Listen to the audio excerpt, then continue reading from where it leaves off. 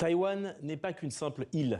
C'est un verrou géostratégique mondial, un nœud vital pour accéder à l'océan Pacifique et une ouverture sur la mer de Chine méridionale. Via le détroit de Formose transitent toutes les marines du monde. C'est là aussi que le risque d'affrontement entre la Chine et les États-Unis est le plus fort. On en parle avec Pierre-Antoine Donnet, fin connaisseur de la région, rédacteur en chef de Asia Magazine et auteur de cet ouvrage Taïwan, survivre libre, un ouvrage qui paraît donc ce 5 novembre aux éditions de l'Aube. Pierre-Antoine Donnet, bonjour. Bonjour. Pourquoi Taïwan est-elle devenu, selon vous, le principal point de tension de la rivalité sino-américaine ? Écoutez, oui, l'un des facteurs, vous l'avez souligné, c'est qu'en fait, la position géographique de Taïwan est absolument cruciale. Et pour les États-Unis, elle l'est d'autant plus que c'est exactement au milieu de la première chaîne d'îles qui donne accès au Pacifique. Et en fait, en haut, donc au nord, il y a le Japon, au sud, les Philippines. Mais si ce verrou devait sauter, ma foi, ce serait la porte ouverte pour l'armée chinoise pour continuer en direction du continent américain. Ça, c'est l'une des principales raisons.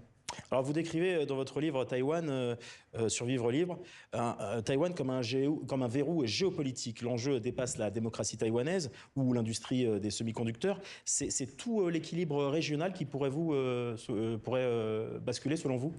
Alors si vous voulez, au-delà de cet aspect verrou donc géographique dans l'océan Pacifique, c'est aussi une question de confiance pour les États-Unis dans la région. Parce que son voisin de cette île, qui est à peu près grande comme la Belgique, face à ces immensités géographiques que constitue la République populaire de Chine, au nord, il y a le Japon, au sud, il y a les Philippines, mais aussi il y a tous ces pays tout autour.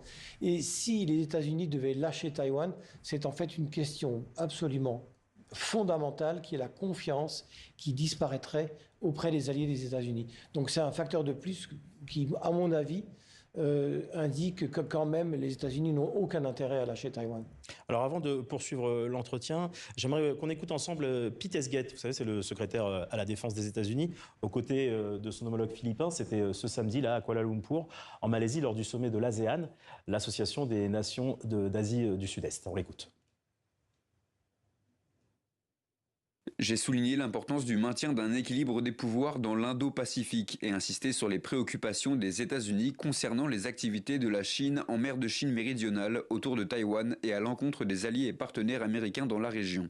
Les États-Unis ne recherchent pas le conflit, ils continueront de défendre fermement leurs intérêts. Alors Pierre-Antoine Donnet, en quoi la position du Japon et des Philippines, proches de Taïwan, modifie-t-elle aujourd'hui l'équilibre général ?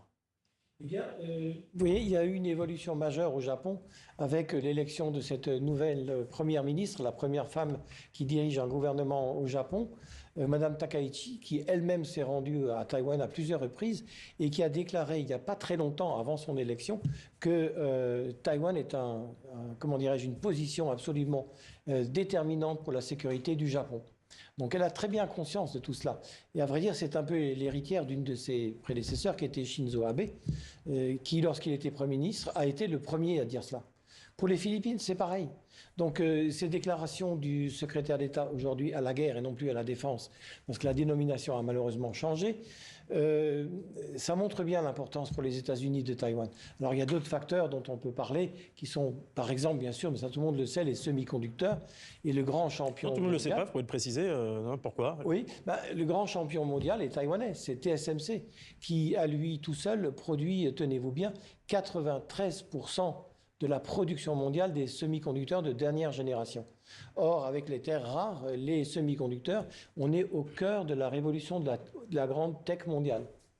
Une guerre autour de Taïwan est-elle, selon vous, aujourd'hui un scénario envisageable ou c'est juste, on reste juste dans une guerre psychologique, d'intimidation ou de dissuasion ?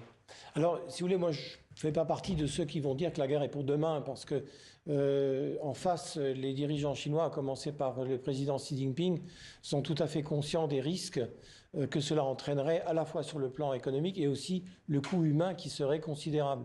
Donc, je vois mal une déclaration de guerre dans les mois qui viennent.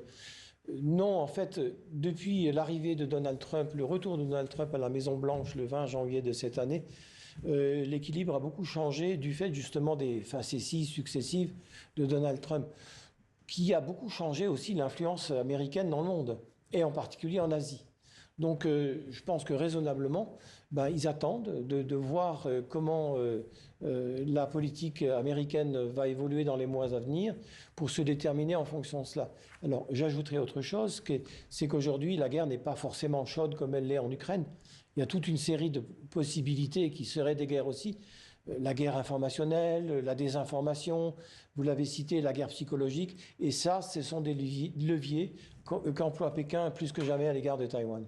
Vous avez vécu à Taïwan, vous avez même appris le chinois là-bas. Oui. Vous y allez encore régulièrement. Est-ce que vous trouvez au fil des années que ça a changé, que l'évolution, qu'il y a une évolution? Mais d'abord, je voudrais dire qu'en fait, l'un des autres facteurs pour lesquels Pékin entend récupérer, entre guillemets, Taïwan, c'est que c'est vraiment une véritable démocratie vivante, vibrillonnante. Pour moi, c'est la forme la plus achevée dans cette région du monde qu'est l'Asie de l'Est, d'une démocratie, plus encore que le Japon ou la Corée du Sud. Donc, au quotidien, c'est, comme l'était déjà dans une certaine mesure Hong Kong jusqu'à récemment, une sorte de défi permanent au Parti communiste chinois, qui est là, qui existe. Taïwan a tous les attributs d'un pays. Ils ont leur gouvernement, leur justice indépendante, les médias aussi qui sont indépendants et libres, la liberté d'expression, et tout ça, on ne le trouve pas en Chine populaire. Merci pour votre éclairage, Pierre-Antoine Donnet. Donc, je rappelle que vous êtes rédacteur en chef de Asia Magazine, ancien correspondant à Pékin et auteur de cet ouvrage, Taïwan, survive libre, un ouvrage qui paraît donc ce 5 novembre aux éditions de l'Aube. Merci beaucoup. Merci beaucoup.